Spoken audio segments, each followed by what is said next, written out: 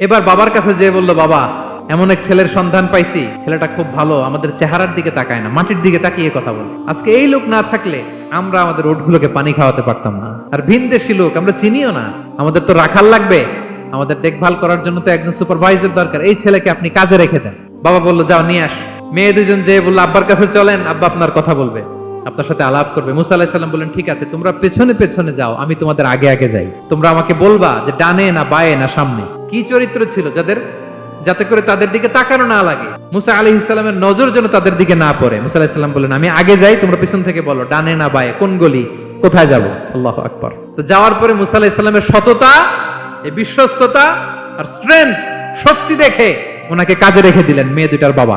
আর বললেন, এত বছর কাজ করবা, পারিশ্রমিক হচ্ছে কাজ যখন শেষ আমার এক মেয়েরে তোমার কাছে বিয়ে দিয়ে দিব। আল্লাহু আকবার। ওনারও থাকার জায়গা নাই, আশ্রয়ের কোনো বন্দোবস্ত নাই, আল্লাহ ব্যবস্থা করে দিলেন। আলহামদুলিল্লাহ। পড়ে